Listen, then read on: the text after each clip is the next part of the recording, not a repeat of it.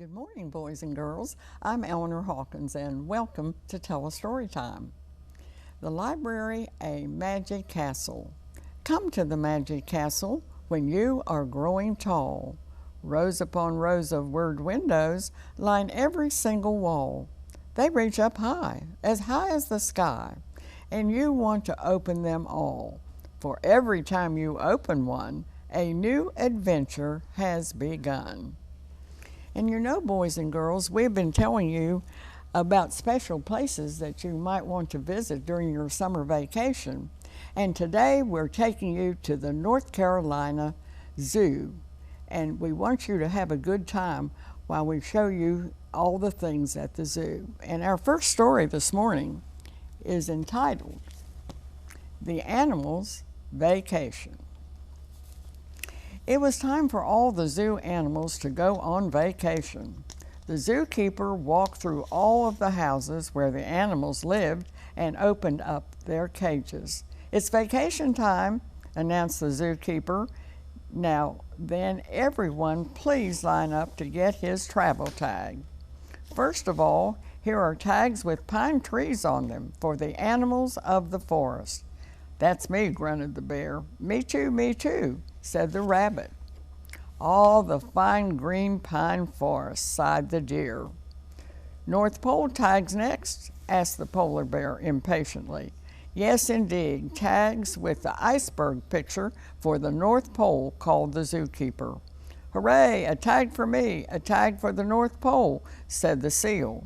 "Here's your tag," said the zookeeper, "and try not to be so noisy, if you please." "If anyone would ask me," chattered the monkey, "I would say that the hot, steamy jungle is the only place for a proper vacation." "You're so right," agreed the hippopotamus.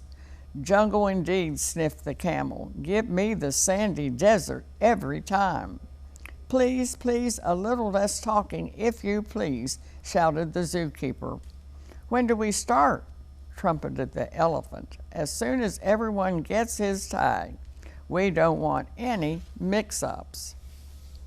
When all the animals had been given a tag showing where they were to go, they lined up behind the zookeeper and started off for the airport, where a plane was waiting to take them to far-off corners of the world. It seemed as if their trip had hardly begun when the zookeeper called out, "First stop, Pine Forest. Everyone with a pine tree tag belongs here." "Woo, woo, welcome home," hooted an owl from her nest in a pine tree. "My fine green lovely forest," sighed the deer. "Look at all the trees to climb," said the bear, scampering off. "Just smell that lovely pine smell," said the rabbit, wiggling his whiskers happily. "Have fun," said the zookeeper, "but be sure to be home at the zoo in time for the special party for Mrs. Kangaroo." Some time later, the airplane flew over an icy land. "North Pole," announced the zookeeper. "Oh, this is for me," said the polar bear. "Oh, what a beautiful iceberg," exclaimed the seal. "Welcome home," said a whale who lived there all of the time. "The mountains," said the panda, "aren't they beautiful?" "They are indeed," said the mountain sheep. "Mountain tags are for the mountains," said the zookeeper. At the desert there was sand for miles and miles, as far as the eye could see. A caravan was on its way to an oasis. "Sandy desert," the zookeeper called out. "All animals with a palm tree tag belong here." Too hot," complained the penguins. The hot bush country was the next stop. "All animals having sun tags get off here," ordered the zookeeper. "Perfect," said the lion with a smile. "Race you to the water hole," said the zebra to the giraffe. "We'll see you at the party," the giraffe called back to the zookeeper, while some people in brightly colored robes waved. "Hot, steamy jungle," said the zookeeper. "Jungle tags here." "Hurry up," said the monkey to the elephant. "I see a beautiful tree to climb." Wait for me, called the hippopotamus.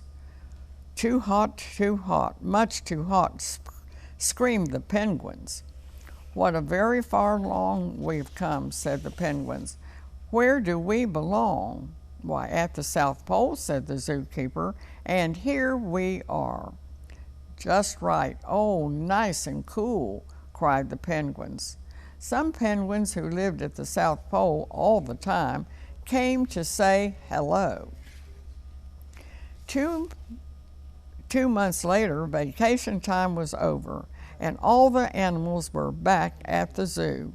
Oh, I had a good time, said the elephant happily, but I did miss the children who visit us here at the zoo. Oh, good old zoo, said the lion. It's nice to be home, said the penguins. And the best part, said the zookeeper, is that everyone is back in time for the party to welcome Mrs. Kangaroo's new baby. And that, boys and girls, is the story, The Animals' Vacation. And now stay tuned, and we'll be back in just a moment to read from our big Do You Know book. Please stay tuned.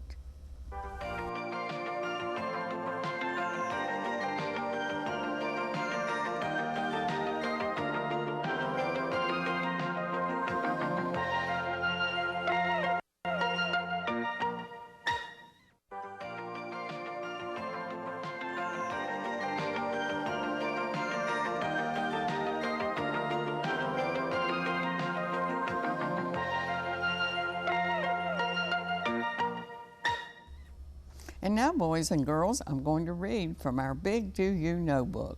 Do you know all about the North Carolina Zoo? Do you know the North Carolina Zoo is located in Asheboro in Randolph County near the center of our state? Do you know the zoo was started to be built in 1974 and it opened in 1979? We've had many wild years at the zoo.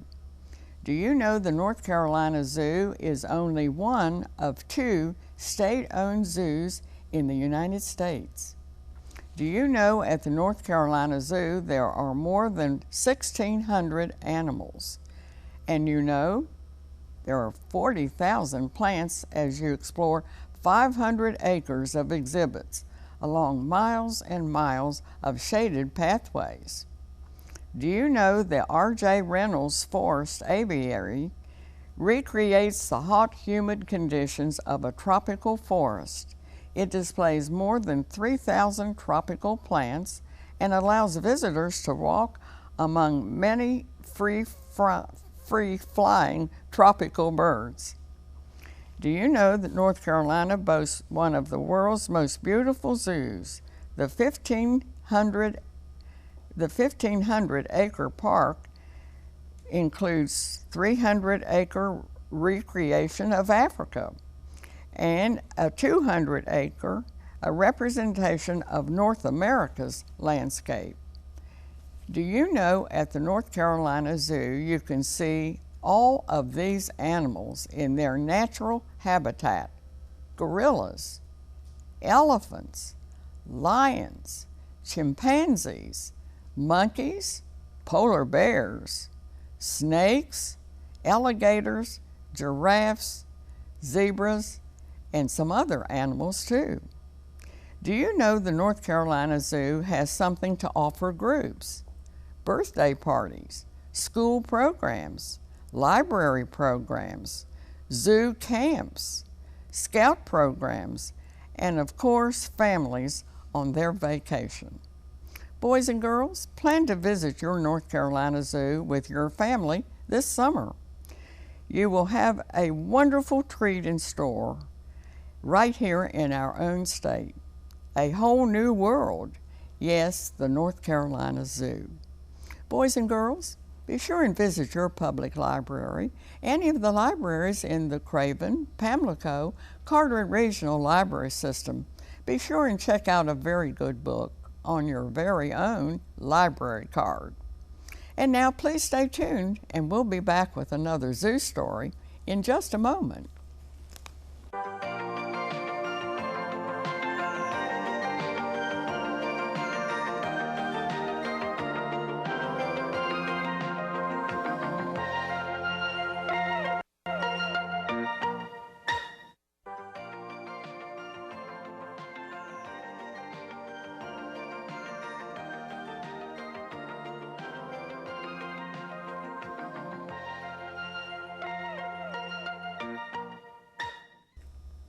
And now, boys and girls, I'm going to read you the story, The Animals' Party.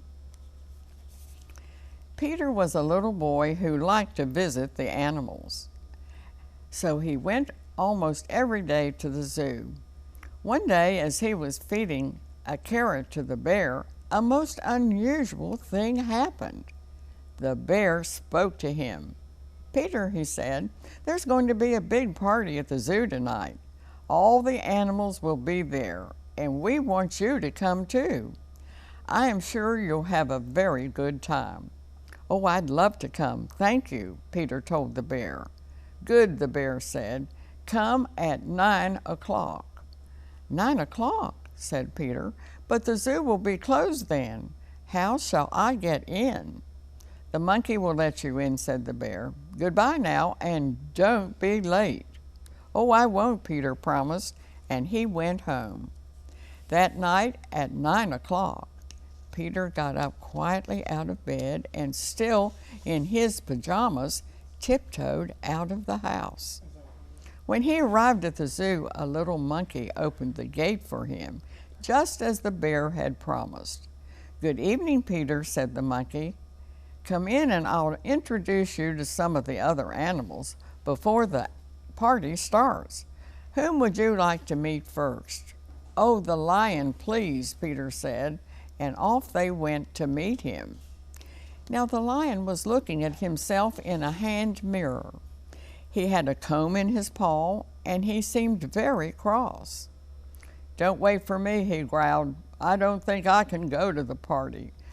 Just look at me. I washed my hair last night, and now it's in every which way. I've combed and combed, but it's no use. I look awful." "Oh, wait a moment," said Peter. "I am sure I can fix it for you with some water." And so he sprinkled water on the lion's hair and combed it until it lay smooth and straight. And then he took the cord from his pajamas and tied it into a fancy bow in the middle of the lion's mane. Oh, the lion was pleased, and he purred gratefully. "We'd better be going," he said. "I promised the giraffe I would pick him up on the way to the party." They found the giraffe looking for his 5th collar button. "Well, it just vanished before my eyes," the giraffe said, "and it's lost." "I'll find it for you," Peter told him, and indeed in 2 minutes he found the collar button under the giraffe's foot. Then, with the help of a long ladder, Peter climbed to the top of the giraffe's neck and buttoned the collar. It was the 5th collar, of course. "Well, thank you very much, Peter," said the giraffe gratefully. "Now I am ready to go." "And it's about time, too," grumbled the lion, looking at his watch. "It's getting late. We have yet to call on the elephant and the zebra." The elephant was waiting for them. Oh, he was handsomely dressed. He wore a large peacock as a hat on his head, and he carried a bunch of daisies in his trunk. "I am ready," he said, "but the zebra isn't. She seems to be having some trouble." "Trouble?" said Peter. "Well, maybe I can help." "Well, maybe you can," said the elephant, and he called the zebra over to Peter. Poor zebra. Her beautiful striped suit had shrunk in the laundry, and no matter how she pulled this way and that, it just wouldn't cover her. "It's no use," said the zebra, "and I haven't anything else to wear." "Oh, yes, you have," said Peter. He took off his pajama jacket and put it on the zebra. It fit perfectly. Now everyone was ready to join the other animals. Oh, what a grand party it was. Everyone sat around a table that had been set up on the lawn, and they ate bananas, apples, nuts, ice cream, chocolates, and lollipops. They drank lemonade too, because so much food made them very thirsty. When the party was over, the animals gave Peter some presents to take home with him. Now he had an ostrich egg, a large, beautiful feather from the peacock's tail, and even a pet rabbit. The kangaroo took him home in her pouch. Now, the next morning when Peter woke up, he thought that the whole adventure was just a dream. But when he sat up in bed, his presents were still there: the ostrich egg, the peacock feather, and the pet rabbit. Sometime later, when Peter went to the zoo, he found it full of people, but they were all crowding around and looking at only two animals: a lion with a bow in his mane and a zebra in a pajama jacket. And nobody, not even the zookeeper, knew how it all happened. But boys and girls, we do know, don't we? That is the story of the animals' party. And now stay tuned, and we'll be back with another story in just a moment.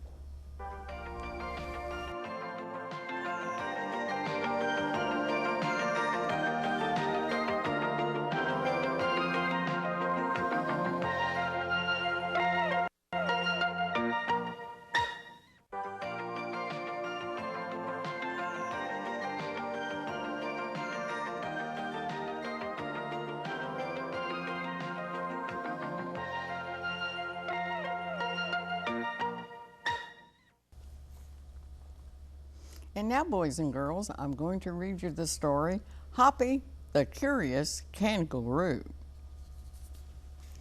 Once there was a baby kangaroo who lived with his mother in the zoo. He hopped around his cage all day long, and because he could hop higher and farther than all the other baby kangaroos, he was called Hoppy. Now, Hoppy was a very curious kangaroo. He wanted to know all about the things he could see, and even about the things he could not see. Every day, Hoppy looked at the people who visited the zoo. He knew that all these people lived in a big city. Hoppy stretched his neck as far as he could through the bars of his cage, but he never could see even a speck of the city.